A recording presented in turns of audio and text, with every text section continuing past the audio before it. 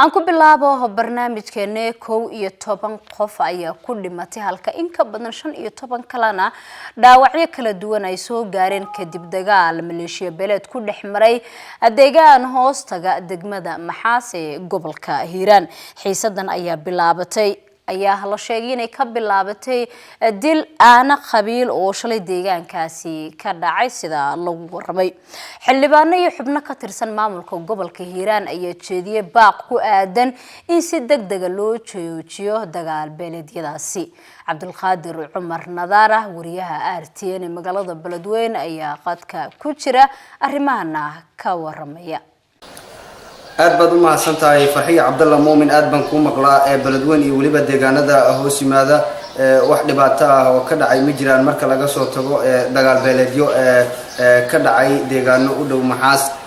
dagaaladan ayaa waxay noqdeen kuwa soo cusboonaaday isla markaasina ay u dhaxeeyaan maleeshiyo beeleed ku dagaalamaya deegaanadaasi qaar ka mid ah bulshada ayaa iyaguna waxa ay baaq ku jeediyeen maleeshiyaadka dagaalamaya maamulka gobolka iyo waliba mas'uuliyiinta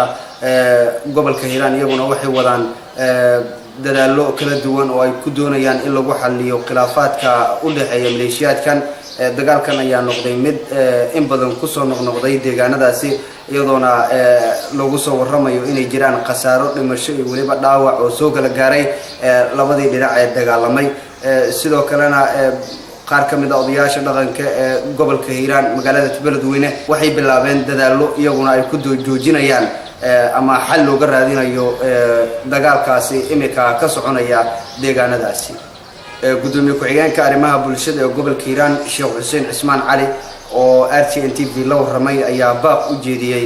maleeshiyaadka dagaalamay isagoona sidoo kale ugu baaqay in la joojiyo dagaalkaasi wuxuu sheegay maamulka gobolka iyo sidoo kale odayaasha dhaqanka in iyaguna ay wadaan dadaallo lagu xalinayo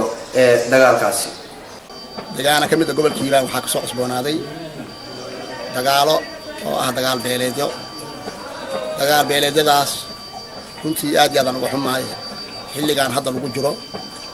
oo aan xilligii dagaalka aan ahayn idoo dagaalka wiligiisba uusan fiicneen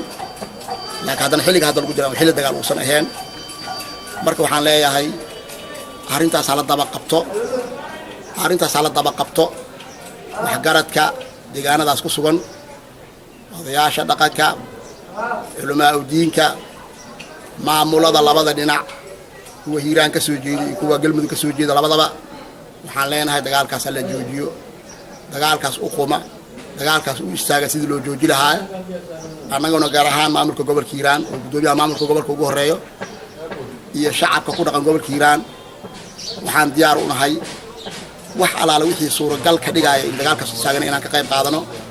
dagaal wiil baa ku dhintay wiilku ma dhasho marka waxaan leeyahay dagaalka hala joojiyo baaq nabadeedaan diraynaa wixii loo baahdo hawlo kalena waa ka qayb qaadanaynaa isla markaasna insha Allah hadii Ilaahay raado waxaan leenahay labada dhinac Google hal isugu yimaado hala wada hadlo aan wada hadalno aan heshiino gogashaas na door weyn aan ka qaado doona hadii Ilaahay raado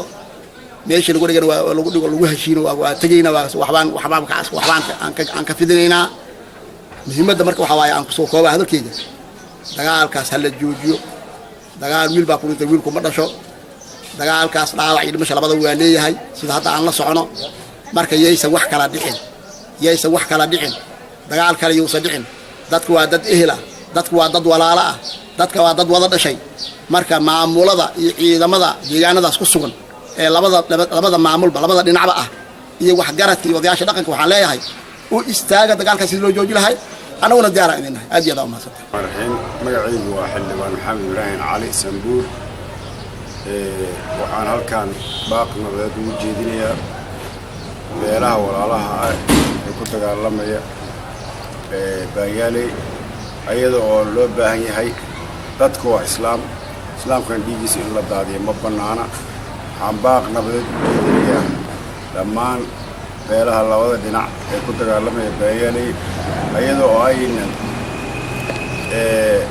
dadkaas yihiin dad ehela ilmaadeera walaala xaaladda waxa waaye xaalada kala duwan waaya in ladinka faa'iidaysto cadowgii ka faa'iidaysto oo beelaha walaalaha isku diraan qolooyinka nabadiidka ah wax meesha ku jiro ma ahan waxaan baaq nabadeed ka jeedinaynaa in beelaha walaalaha ay nabad wada qaataan wixii dhexdoodana wada hadal ay ku dhameeyaan